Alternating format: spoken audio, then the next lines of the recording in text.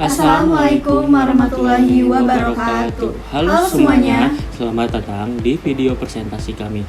Di sini kami akan membahas hasil penelitian tentang pengaruh rasio likuiditas dan rasio pasar terhadap nilai perusahaan dengan objek PT Mulia Boga Raya Tbk selama periode tahun 2020 hingga tahun 2024. Sebelum memulai video presentasi kami, alangkah baiknya kami memperkenalkan diri kami terlebih dahulu. Saya Atala Bagas Pradipta. Saya Fika Syar'auni Ramadhani. Saya Nurul Fitri Sukron.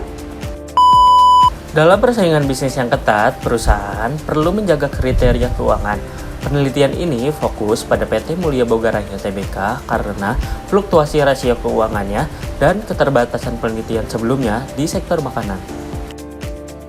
Nah, jadi kami di sini ingin mengetahui apakah rasio likuiditas dan rasio pasar berpengaruh secara signifikan terhadap nilai perusahaan. Di kajian teori ini kami menggunakan 3 teori utama. Yang pertama ada signaling teori, menjelaskan bahwa laporan keuangan memberikan sinyal kepada investor. Lalu yang kedua ada agensi teori, menggambarkan hubungan antara pemilik dan manajer. Yang ketiga itu ada teori analisis rasio seperti CR, QR, PER, dan PBV untuk menilai kinerja dan nilai perusahaan. Lalu di metodologi penelitian ini, jenis penelitian ini adalah kuantitatif dengan pendekatan deskriptif asosiatif. Data berasal dari laporan keuangan tahun 2020 sampai 2024 yang diambil dari Bursa Efek Indonesia. Teknik analisis yang digunakan adalah regresi linier berganda dengan bantuan Excel dan SPSS. Oke, sekarang kita membahas hasil penelitian kami tentang rasio likuiditas. Yang pertama yaitu current ratio, menunjukkan kemampuan perusahaan dalam membayar utang jangka pendek. Selama 5 tahun, nilai CR selalu di atas standar aman, artinya perusahaan sangat liquid. Kedua, quick ratio mengukur likuiditas tanpa menghitung persediaan. Meskipun menurun sedikit di akhir periode, QR tetap menunjukkan kondisi sehat dan konservatif.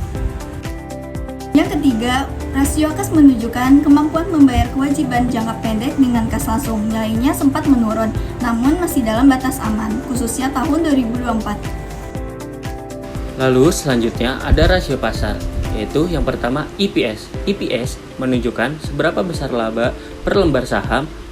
Nilai EPS sempat turun drastis pada tahun 2023, namun naik tajam lagi di tahun 2024 menjadi 98, menunjukkan pemulihan laba perusahaan ini mencerminkan kinerja operasional yang mulai membaik. Selanjutnya yang kedua itu ada PER, menunjukkan perbandingan antara harga saham dan laba per saham. Tahun 2023 mencapai puncaknya, artinya harga saham relatif mahal. Namun di 2024 penurunan drastis ke 8,25 yang berarti valuasi saham menjadi lebih murah atau investor lebih skeptis.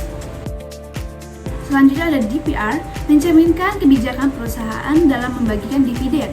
Tahun 2022 tidak membagikan dividen sama sekali, lalu melonjak drastis di 2023, lebih dari 140%. Kemungkinan menggunakan laba ditahan. Ini menunjukkan fluktuasi strategi manajemen dalam membagikan keuntungan. Selanjutnya interpretasi umum. Secara umum perusahaan menunjukkan kekuatan likuiditas yang sangat baik, namun persepsi pasar terhadap sahamnya naik turun, mungkin karena faktor eksternal. Kesimpulan penelitian kami yaitu secara keseluruhan perusahaan memiliki rasio likuiditas yang sangat baik dan stabil. Namun rasio pasar menunjukkan fluktuasi yang menggambarkan dinamika persepsi investor. Kedua, rasio memiliki pengaruh signifikan terhadap nilai perusahaan. Baik, selanjutnya saran yang dapat kami berikan yaitu manajemen perusahaan perlu menjaga keseimbangan antara menjaga likuiditas dan meningkatkan kinerja operasional agar persepsi pasar juga positif. Investor sebaiknya tidak hanya berfokus pada satu rasio saja, melainkan menganalisis keduanya secara bersamaan. Sekian video presentasi dari kami, kurang lebihnya mohon maaf. Wassalamualaikum warahmatullahi wabarakatuh.